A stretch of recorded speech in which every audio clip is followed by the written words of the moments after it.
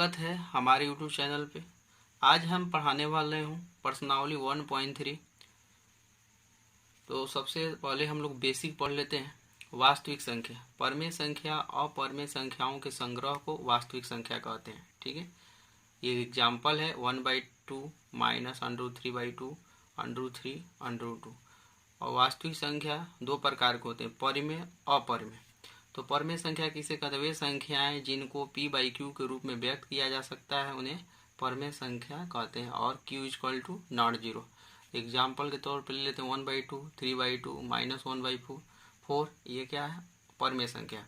अपरमेय संख्या किसे कहते हैं? वे संख्याएं जिनको p/q के रूप में व्यक्त नहीं किया जा सकता उसे अपरमेय संख्या कहते हैं। जैसे कि √3 √2 √5, ये सब क्या है? अपरमेय संख्या। अब हम लोग पढ़ लेते हैं शांत दशमलव। शांत दशमलव प्रसार क्या होता है? ऐसी संख्या जिनका दशमलव प्रसार विभाजन प्रक्रिया से किया जा सके उन्हें शांत दशमलव कहते हैं। ऐसी संख्या जिनका दशमलव प्रसार विभाजन प्रक्रिया से किया जा सके उन्हें शांत दशमलव कहते हैं।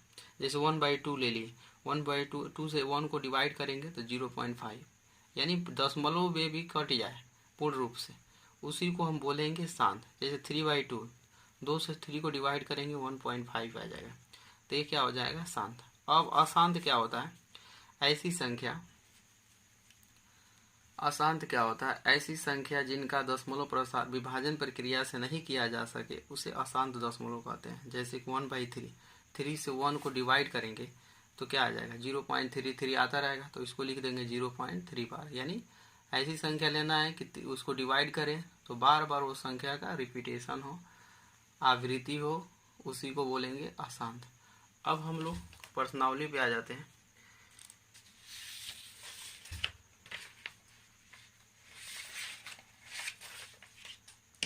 पहला क्वेश्चन क्या दिया है? पहला क्वेश्चन हमारा दे दिया है कि क्या एक परमेय संख्या और एक अपरमेय संख्या का गुणनफल परमेय संख्या होता है? ठीक है, तो हम एग्जाम्पल लेके आपको समझा देते हैं। क्या एक परमेय संख्या और एक अपरमेय संख्या का गुणनफल एक परमेय संख्या होता है? देखिए, हम एग्जाम्पल ले लेते हैं। एग्जाम्पल के तौर पे हम ले लेते हैं एक परमेय संख्या। परमेय संख्या का मतलब 2 ले लेते हैं। अपरमेय संख्या ले लेते हैं √2। इन दोनों को गुणा कर देते हैं तो 2√2। ये क्या आ गया? अपरिमेय संख्या। अपरिमेय संख्या, ठीक है, तो ये हमारा आ गया अपरिमेय संख्या। तो हमारा ये ऑप्शन हो जाएगा नहीं। यानी ये बोला है क्या एक परमेय संख्या और अपरिमेय संख्या का गुणनफल परमेय संख्या होता है, तो हमारा तो आ गया अपरिमेय संख्या, तो इसलिए नहीं लिख देंगे। अब देखिए, क्या दो अपरमेय संख्याओं का गुणनफल एक परमेय संख्या या अपरमेय संख्या होता है? उदाहरण देकर स्पष्ट कीजिए। यानी दो अपरमेय संख्याओं का गुणनफल परमेय संख्या होता है या अपरमेय संख्या होता है? उदाहरण देकर स्पष्ट कीजिए। देख लीजिए, परिमेय या अपरिमेय। ठीक है, तो परिमेय, तो कोई हम एग्जाम्पल ले लेते हैं। एग्जाम्पल हम मान लीजिए √2 ले लिए, फिर एक अपरमेय संख्या √3। दो अपरमेय संख्याओं का गुणनफल यानी √2 ले लिए, फिर √3 ले लिए। ठीक है, तो इसको हम जब गुणा करेंगे तो क्या आ जाएगा? √6। तो ये √6 क्या है? अपरिमेय संख्या। अपरिमेय संख्या, ठीक है, अपरमेय संख्या। फिर हम एक और एग्जाम्पल लेते हैं, यानी परमेय संख्या अपरमेय संख्या होता है, तो दोनों लेते हैं। तो मान लीजिए कोई कहेगा √2 लेते हैं, फिर √2 ले लेते हैं, क्योंकि दोनों अपरमेय संख्या है, तो रूट का सेम गुणा होता है तो रूट हट जाता है। ये क्या हो गया? 2, और 2 क्या है? परिमेय संख्या।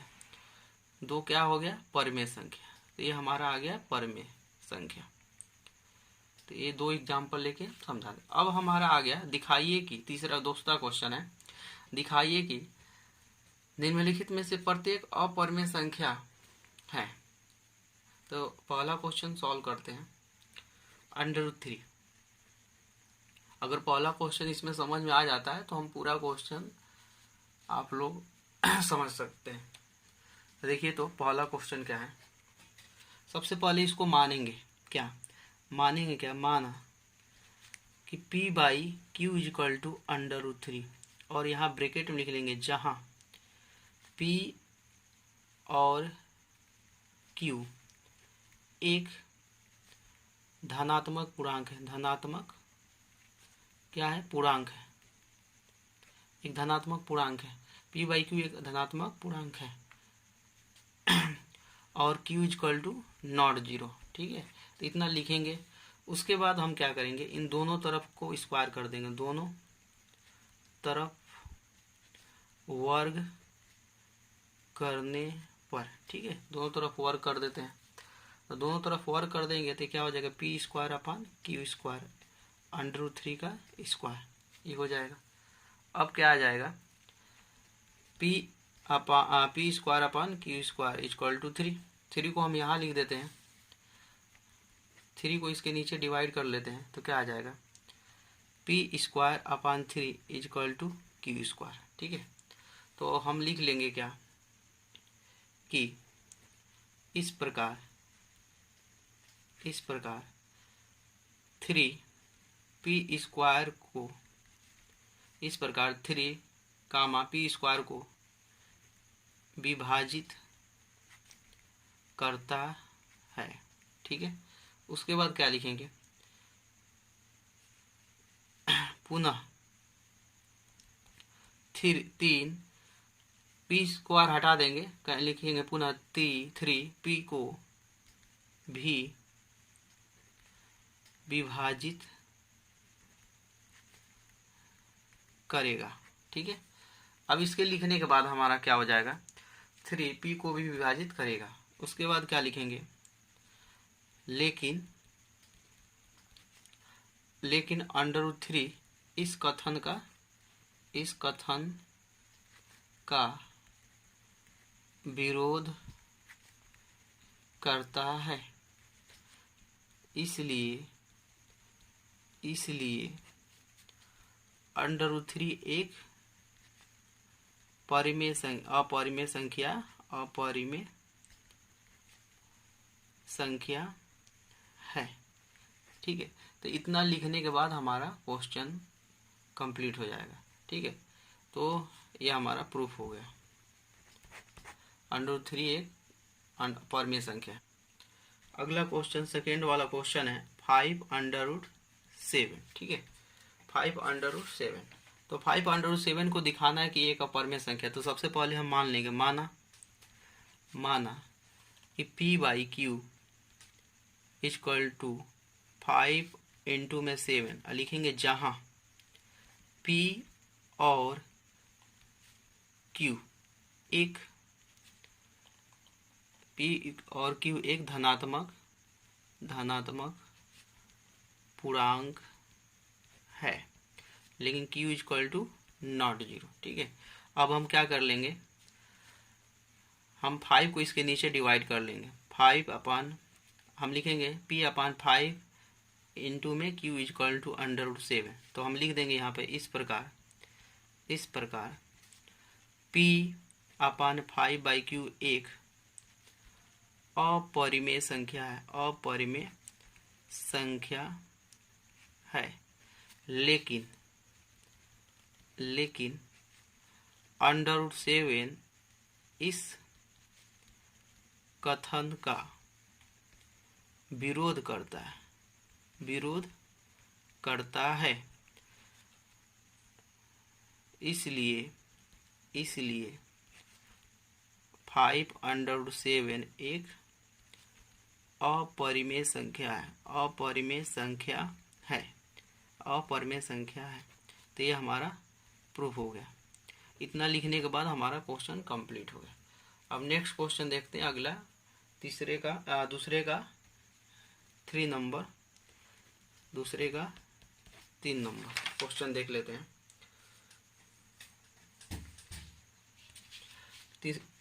2√3 अपान में 5, ये दूसरे का 3 नंबर क्वेश्चन है। इसको भी हम मानेंगे, माना p by q equal to 2√3 upon 5। कोई ज़रूरत नहीं है कि आप पी बाई क्यू माने, आप ए बाई बी भी मान सकते हैं, एक्स अपान वाई भी मान सकते हैं। और यहाँ पर लिखेंगे जहाँ पी और क्यू एक धनात्मक पूर्णांक है और q equal to not zero ले लेंगे। उसके बाद 5 को इधर गुणा कर देंगे, 5 अपान 2 से इधर मल्टीप्लाई कर देंगे और √3 को सिंगल कर दिए।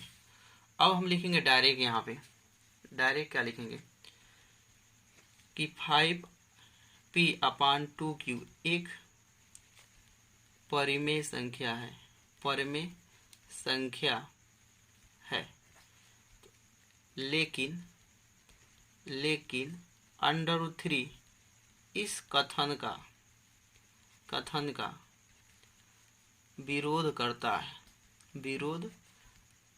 है, इसलिए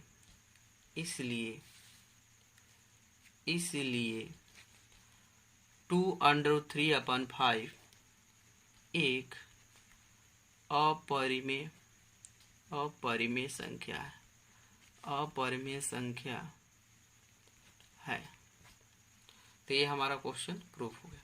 अब दूसरे का 4 नंबर क्वेश्चन देख लेते हैं। दूसरे का चौथा क्या है, 1 - √7। 1 - √7, तो इसको हम मान लेंगे माना p/q = 1 - √7, जहाँ p और q एक धनात्मक पूर्णांक है, लेकिन q = नॉट 0। अब हम क्या करेंगे, √7 को सिंगल करने का प्रयास करेंगे। √7 को इधर कर देंगे, p/q को उधर लिख देंगे, तो क्या हो जाएगा, √7 को इधर कर देंगे पाछांतर और p/q को उधर, तो -p/q। तो आप इसको लिख सकते हैं क्या, इसको क्या लिख सकते हैं, 1 - p/q = √7। ठीक है, तो हम डायरेक्ट यहाँ लिख लेते हैं। तो 1 - p/q एक, या ऐसे लिख सकते हैं, 1, p/q एक परिमेय संख्या है। और उसके बाद लिखेंगे लेकिन √7 इस कथन का विरोध करता है। तो इसलिए क्या हो जाएगा, इसलिए 1 - √7 एक अपरिमेय संख्या है। ये हमारा प्रूफ हो गया। इसका अगला क्वेश्चन देखते हैं।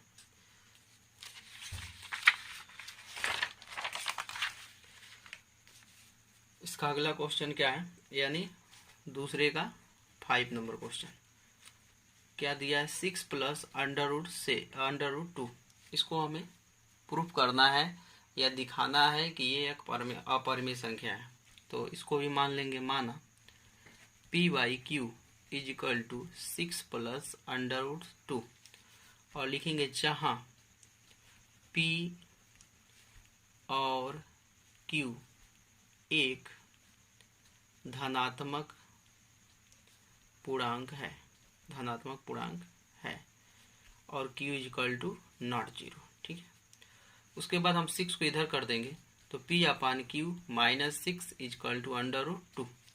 उसके बाद लिखेंगे क्या, तो p/q, 6 एक परिमेय संख्या है, लेकिन √2 इस कथन का विरोध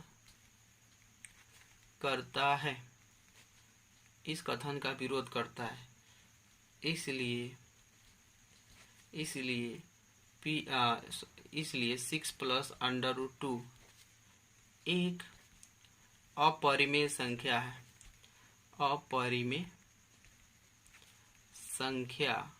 है। तो ये भी क्वेश्चन हमारा प्रूव हो गया। अब एक अगला क्वेश्चन देखते हैं, दूसरे का 6 नंबर क्वेश्चन क्या है। दूसरे का 6 क्या दिया है, दूसरे का 6 नंबर क्वेश्चन दिया है क्या, 5 माइनस √2।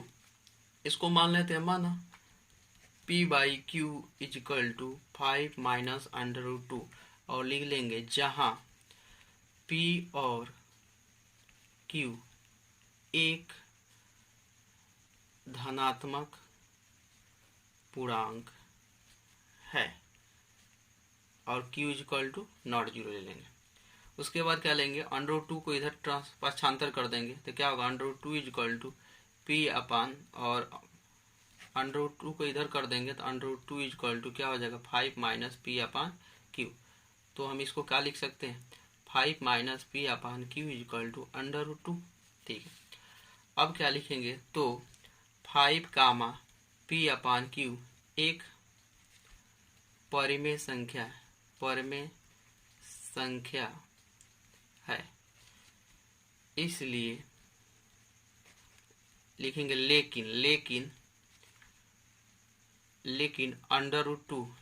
√2 इस कथन का विरोध करता है, इसलिए 5 माइनस √2 एक अपरिमेय संख्या है। तो ये भी हमारा क्वेश्चन क्या हो गया, प्रूफ हो गया। अब एक लास्ट क्वेश्चन बचा है, एक लास्ट 6 ही क्वेश्चन है, तो ये हमारा क्वेश्चन